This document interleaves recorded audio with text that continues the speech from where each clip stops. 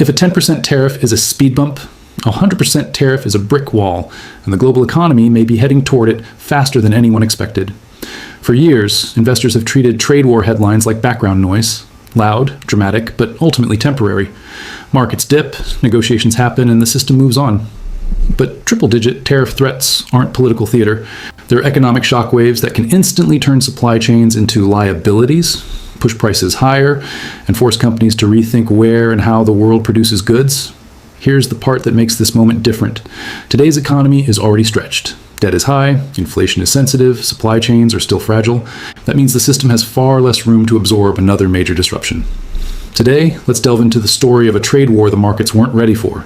And before we begin, don't forget to hit that subscribe button and like this video, as it's the best way to support the channel and helps more people see content like this. Because once tariffs hit this scale, we're not just talking about trade policy. We're talking about a shift that affects prices, markets, and the future direction of the global economy.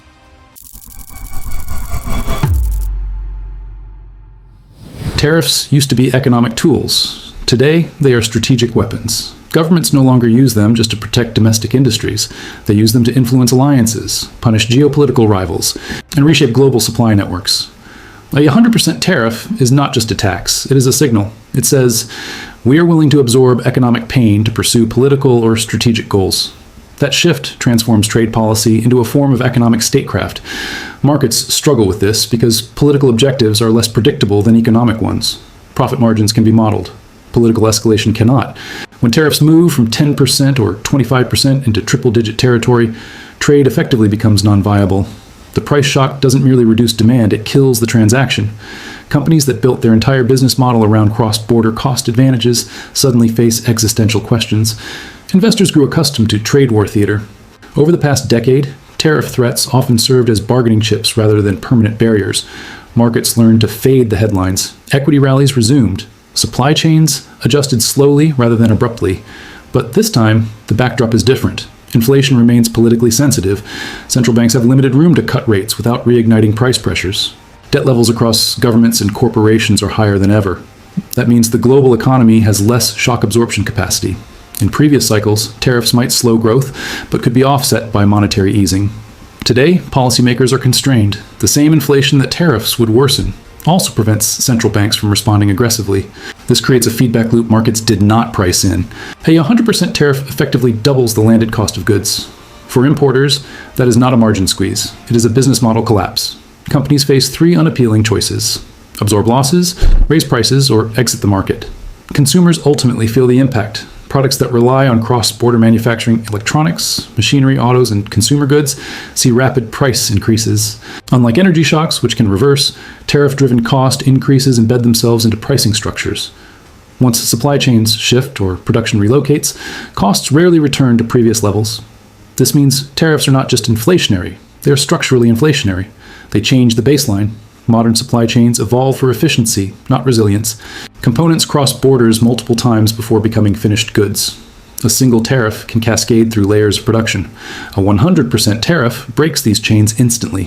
Firms cannot pivot overnight. Building new factories, qualifying new suppliers, and retraining workforces take years. During that transition, shortages and volatility become common. The result is a period of economic turbulence that looks less like a normal cycle and more like a structural realignment. Investors accustomed to smooth globalization are suddenly dealing with fragmentation. Tariffs act like taxes, but they behave like inflation. They raise input costs across sectors, from raw materials to finished goods. Yet central banks cannot easily counter this. Tightening monetary policy into a trade shock risks recession, easing risks inflation spirals. This policy bind is why markets were unprepared. Investors rely on central banks as shock absorbers, but when the shock itself is inflationary, that safety net weakens. The longer tariffs persist, the more they reshape expectations. Businesses begin pricing future volatility into contracts. Workers demand higher wages to offset rising costs. What began as a trade measure morphs into a broader inflation regime shift. Tariffs at this scale accelerate geopolitical blocks. Countries seek alternative partners to reduce exposure to economic coercion. Trade networks reorganize around political alignment rather than efficiency. This reshuffling has profound financial implications. Capital flows follow trade flows. If global trade fragments into regional blocks, currency usage, reserve holdings, and financial centers adjust accordingly. The dollar's dominance rests partly on its central role in global trade. Fragmentation introduces slow erosion. Markets are only beginning to consider this possibility.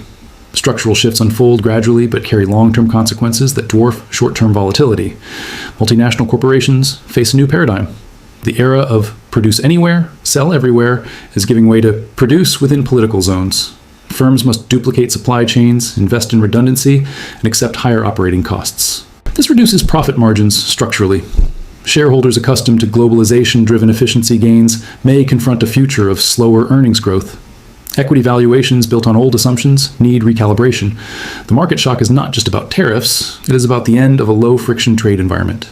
Bond markets often respond first. Higher tariffs mean higher inflation risk, which can push yields upward. Yet recession fears can pull yields down.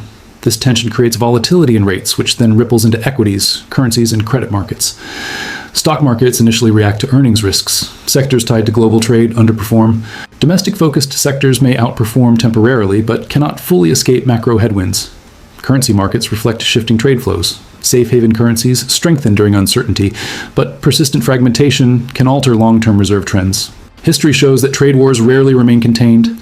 The Smoot-Hawley tariffs of the 1930s deepened global contraction and accelerated economic nationalism. While today's world differs, the lesson remains. High tariffs reduce trust, shrink trade volumes, and amplify economic downturns. Modern economies are more interconnected, making the shock more immediate but potentially shorter-lived if managed well. Still, history warns that once protectionist spirals begin, reversing them becomes politically difficult.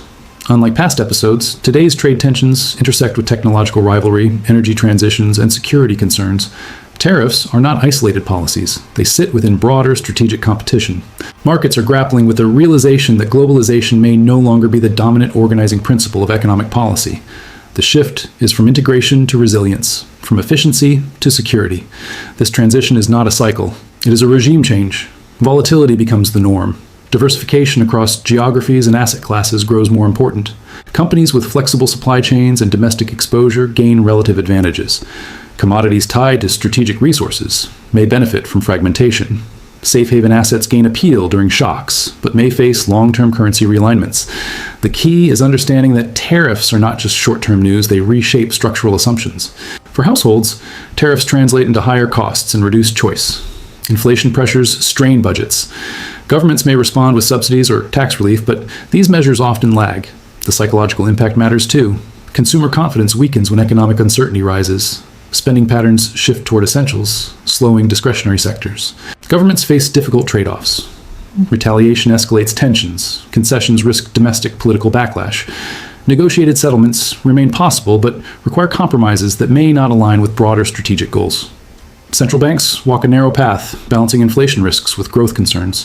Fiscal policy may become more active, but debt constraints limit room. A 100% tariff threat is a wake-up call. It reveals how dependent the global economy remains on political stability. Markets priced globalization as a permanent feature. Now they must price fragmentation. The adjustment will not happen overnight, but the direction is clear. Trade policy has re-entered the core of macro risk analysis. Investors, businesses, and consumers alike must adapt to a world where economic integration can no longer be taken for granted. The trade war markets weren't ready for is not just about higher duties, it's about a structural shift in how nations interact economically. A 100% tariff is the symbol of that shift, blunt, disruptive, and transformative. The global economy can survive this transition, but it will look different on the other side. Costs will be higher, supply chains shorter, alliances tighter, markets more volatile.